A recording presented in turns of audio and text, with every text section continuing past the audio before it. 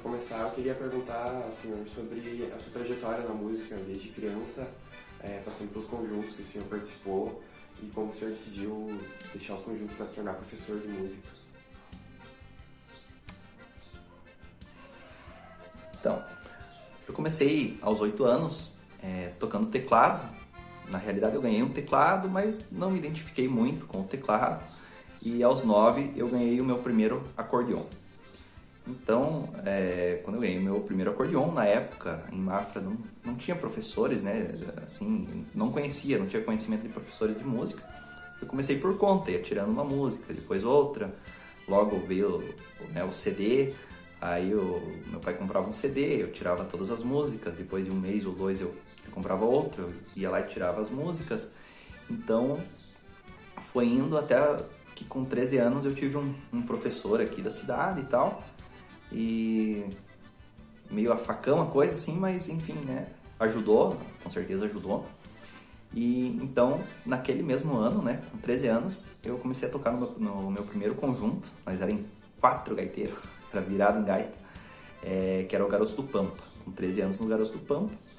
Aí com 15 anos eu toquei no grupo Capital Tchê, também um conjunto aqui de Mafra. Com 17 eu fui pro Marca de Galpão, que é um conjunto de curitibanos, lá fiquei poucos meses. Aos 18 eu fui pro grupo Redomão. E aos 19 no Marcação, que foi o grupo que eu fiquei durante 7 anos. E quando deu 7 anos ali de banda, bem certinho 7 anos, eu comecei a viver de aula de música.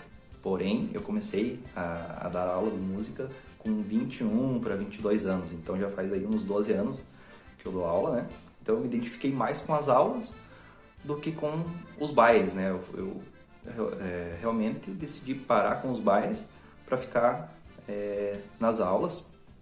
Me identifico muito com isso, acho que edifica as pessoas e nada contra baile, gosto muito de ir num baile, mas tocar baile é uma coisa que saiu da minha vida e dar aula é uma coisa que eu me identifico e pretendo dar aula até o fim da minha vida.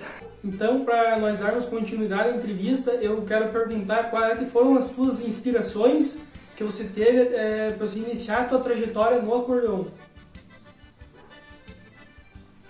Então, assim três nomes que foram muito importantes para eu começar a gostar do acordeon, que eu já ouvia antes de ter contato com o acordeon.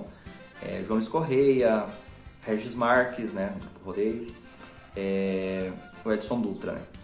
Então foram 3 assim que eu ouvia bastante e tive uma referência então muito boa, né, uma raiz forte mesmo, esses 3 nomes aí. E claro, outros conjuntos da época ali que eu ouvia muito e ouço até hoje, Tio Barbaridade, o Chique de Bordoneio, Os Tiranos, vários conjuntos assim que eu gosto de ouvir até hoje, as gravações mais daquela época lá, né? Não que hoje tem muito respeito, claro, por todos eles, mas mudou um pouco, né? A música gaúcha de hoje é um pouco diferente, mas na época a referência, as pessoas de referência eram essas. Então, para nós encerrarmos a entrevista, né, e fazermos a última pergunta, a gente queria perguntar o que você pretende para o futuro, né, os teus planos, como que você quer continuar, e também se você tem alguma música que você compôs de tua autoria, que você podia tocar um pedaço para nós, né? Então, eu pretendo continuar com as aulas, né? Com certeza é uma coisa que eu busquei e eu tenho uma dedicação grande, né, com as aulas. A maior dedicação minha é com os meus alunos, né? E eu tenho sim uma música de minha composição, primeira música que eu fiz, música com letra, né? Já tive outras músicas instrumentais na época, né? Mas música com letra mesmo, né? Composição. Faz um mês mais ou menos que eu compus e eu gravei ela essa semana. Imagino que daqui mais uma semana ela fique pronta. Ela vai estar ali no meu canal do YouTube, colocar no Face, enfim, vou colocar nas plataformas digitais, né? Então eu vou tocar um trechinho dela.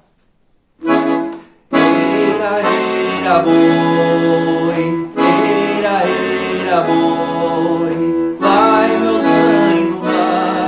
painaria sobre os meus essa cultura, abençoada com tanta dedicação.